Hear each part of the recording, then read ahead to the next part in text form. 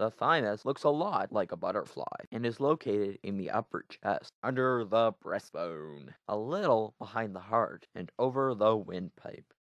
Hormones produced by the thymus gland are thought to affect the immune system and the neuromuscular transmission, although the exact role it plays in myasthenia gravis isn't really understood. Sometimes removing the thymus gland helps put MG into remission. Sometimes it doesn't. I had 3 crises over 7 weeks. That's a lot of problems. Finally, the medical team decided the only option was to do a thymectomy.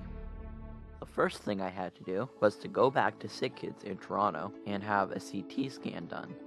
Once I got there, they asked me if I had any metal in my body. CT machines are electromagnetic, and metal will mess up the calibrations. From outside, the machine looked like a huge, giant donut. Then they put me in like I was cream filling. It was almost like the medical scanner that you see at the beginning of the video game Halo 1. It didn't make much noise though, which was quite good. I met with the surgeon that was going to do my surgery. He has a lot of experience with thoracic surgery, including thymectomies. He examined me and reviewed all my records, tests, and x-rays. I was scared about the surgery and told him that I was scared. The surgeon misunderstood me at first and thought I didn't want the surgery, but that was not correct. Being afraid and not agreeing to surgery are not the same thing. I was just very afraid, and who wouldn't be? It's major surgery. My mom and I met with the anesthetist. He asked if I had any allergies and medications I was taking. He also asked if I ever had an operation before, and if I had any bad reactions to the anesthesia. I had an operation when I was 5, and I did not have any problem with the anesthetic back then.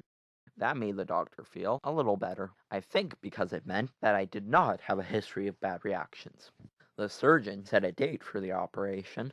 It was less than 2 weeks before I had to be back at Sick Kids for the surgery. Not everyone diagnosed with MG will have a thymectomy.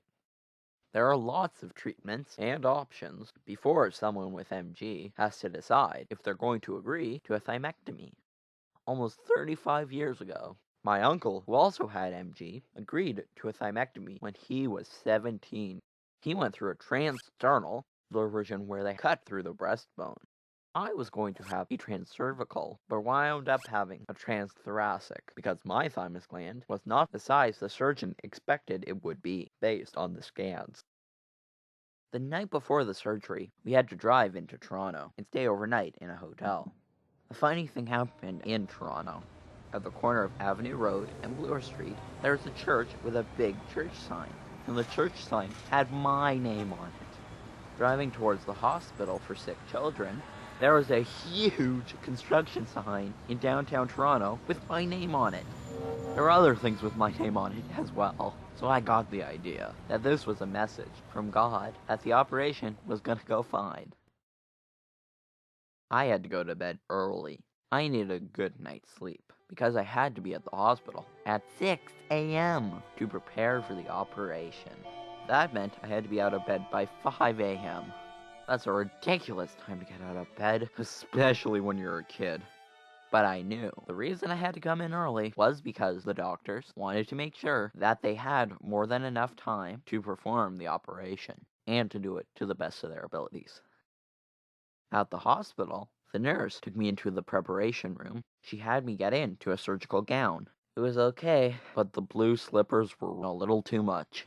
She checked my heart and breathing, took my blood pressure, ran some blood tests, had both my hands prepped for where the IV was going. I'm sure she did a few other things. It's all a blur to me now. Here's an interesting fact. The day I went in for my thymectomy, the World Health Organization declared that the H1N1 flu had gone pandemic. My friends Thomas Taylor and Kate Reed came with my mom and I to the hospital that day. We all got to sit together in the pre-op waiting room. The anesthesiologist took my mom to the hallway to talk to her privately. That left me alone with Thomas and Kate. Since they were a captive audience, I thought I'd pull a joke on them. This is what I said. Listen, if I croak on the table, there's something I want you to know. Make sure my mom never finds the black box hidden beneath my bed. You have to get it out of there. Promise me that. I have a loft bed in my room. There's 5 feet of space under my bed. There's no way I could hide anything without my mom finding it under there. But Thomas and Kate leaned forward, and Thomas said, "Oh yeah?" The last thing I remember, I smiled and said, "Hallelujah. Just kidding." And then everything went black.